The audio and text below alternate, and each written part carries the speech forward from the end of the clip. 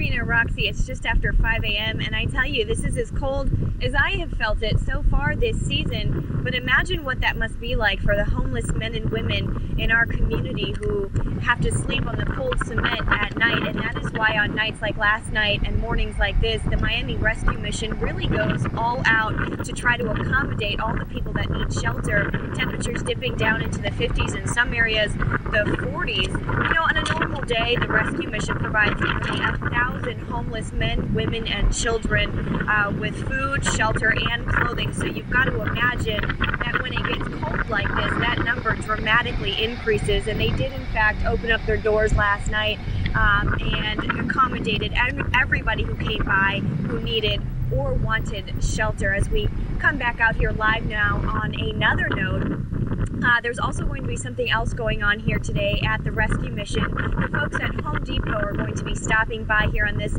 chilly December morning, and they're going to be providing a little bit of a makeover for the Rescue Mission here, doing some gardening, some installing, some painting, things of that nature. And we're going to cover that part of the story coming up for you at 6 o'clock this morning. For now, we are live in Miami. Carolyn Ryan, today in South Florida. For women and children. After today, the center will have a brand new look thanks to some dedicated volunteers. Carolyn Ryan joins us live with this story. Carolyn?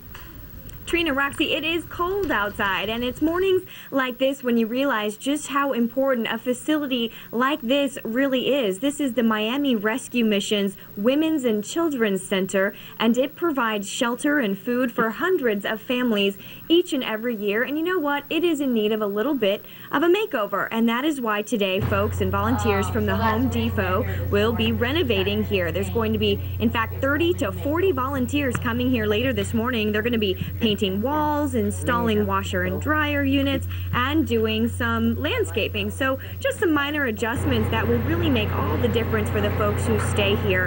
And you're looking at some video of some of the rooms that are going to be getting a little bit of a makeover.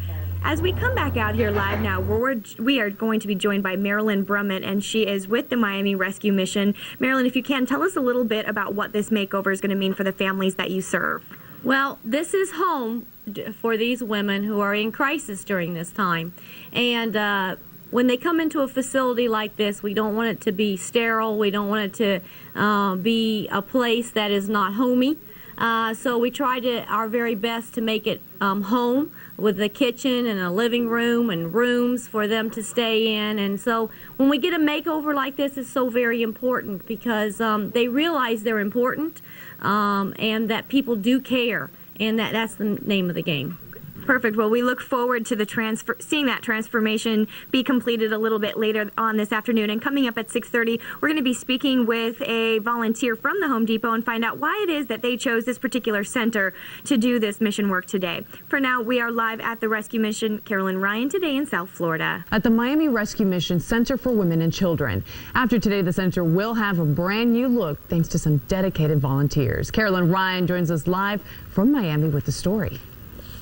Good morning, Roxy. It's a full house at the Mission Center, and that includes right here at the Women's and Children's facility of the Rescue Mission. And you know what? It is in need of a little bit of a makeover. It provides, in fact, hundreds of families it helps throughout the year, and they benefit from the services here, receiving food and shelter. And there are even families who live here while they get back on their feet. So it's home for these folks, and that is why volunteers from Home Depot are here to paint walls, install washer and dryers, and even do some landscaping. So some minor adjustments that will make all the difference for folks who live and stay here. You're looking at some video of just some of the rooms that are going to see renovations later on this afternoon. And as we come back out here live, we're joined by Tanya Morgan of Home Depot. She is a volunteer who's going to be doing some of the work here this afternoon. Tanya, why this project? Why this particular cause?